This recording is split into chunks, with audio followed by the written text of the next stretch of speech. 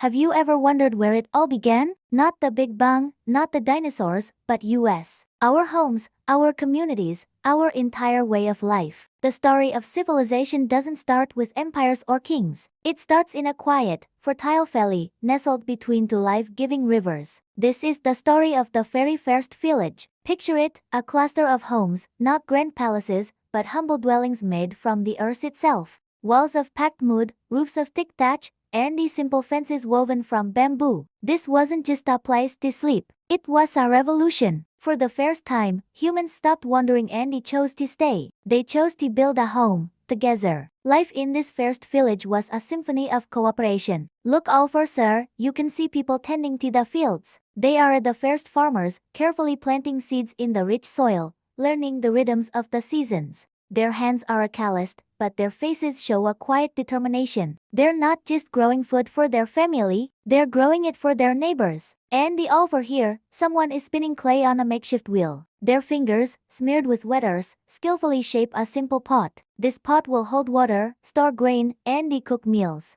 It's more than just pottery. It's a vessel of life, a piece of early technology that makes survival a little bit easier for everyone. Listen closely. You can hear the gentle bleating of sheep and the goats. These are the first herders, guiding their livestock. The animals provide milk, wool, and a steady source of protein. This partnership between humans and the animals was a crucial step, offering a security that hunting alone never could. In the center of it all, standing silent and ancient, is a circle of sacred stones. This is the heart of the village. Every full moon, as the silver light washes over the valley, the villagers gather here. You can almost hear the soft beat of a drum, the rhythmic stomping of feet on the earth. They dance, they sing, they give thanks to the land that sustains them. This isn't just a party. It's the birth of ritual, of shared belief, the first time people came together to connect with something larger than themselves. Look at the children. They're not in a classroom. Their school is the world around them. A young girl watches her mother weave threads into cloth, her small fingers mimicking the motions. A boy follows his father to the forge, his eyes wide as he sees metal heated, hammered, and shaped into a tool. Knowledge isn't written in books yet. It's passed down, hand to hand, voice to voice, from one generation to the next. This is how culture is born. But how did they get what they needed? Imagine the farmer who has a surplus of grain. He walks over to the potter. He doesn't have money. Instead, he offers a bag of wheat in exchange for 2 new pots. The potter agrees. A little while later, the weaver trades a warm blanket to the herder for some cheese. This is the world's first marketplace, the birth of the economy, built on a simple foundation of trust and barter. It's a system where everyone's skill has value. You might be thinking, is this just a fairy tale? A nice story we tell ourselves about the past? Not at all. Archaeologists, the detectives of history, have unearthed the physical proof of these first villages all across the globe.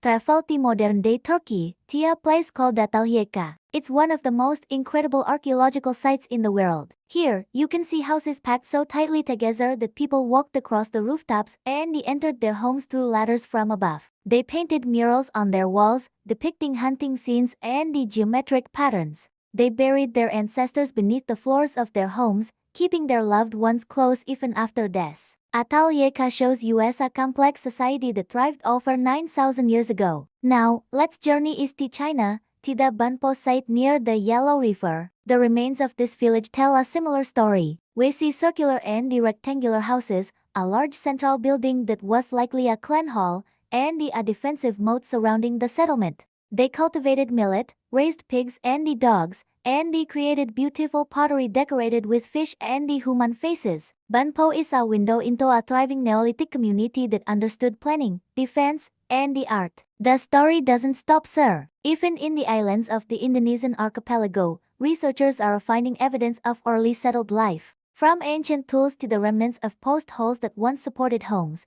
the clues are scattered across the landscape, all pointing to the same revolutionary idea: community is better than isolation. Each of these sites, from Turkey to China to Southeast Asia, tells a piece of the same fundamental human story. It's a story that proves this incredible shift wasn't a one-time event in a single location. It was a universal human impulse. Across continents, separated by vast oceans and mountains, diverse groups of people independently came to the same conclusion: we are stronger together. Why? Why give up the freedom of the nomadic life, the endless horizon, because the village offered something more valuable than freedom. It offered security. Security from predators, from starvation, from the elements. In a community, if your crop failed, a neighbor might share their harvest. If you were sick, someone could care for you. The village was humanity's first insurance policy, but it was so much more than just a survival strategy. In that first village, something magical happened. With the constant struggle for basic survival eased,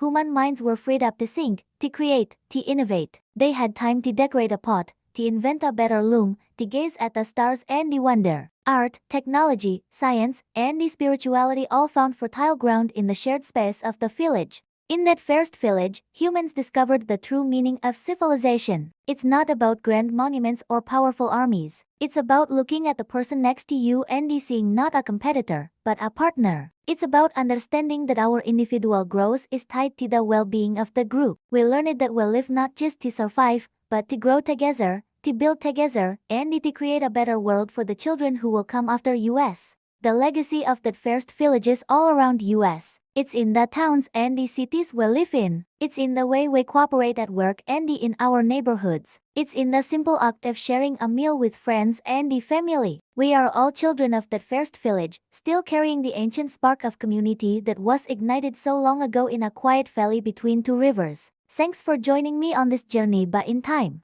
If you found this story as fascinating as I do, make sure to like this video and subscribe to the channel for more explorations into our incredible shared history. See you next time.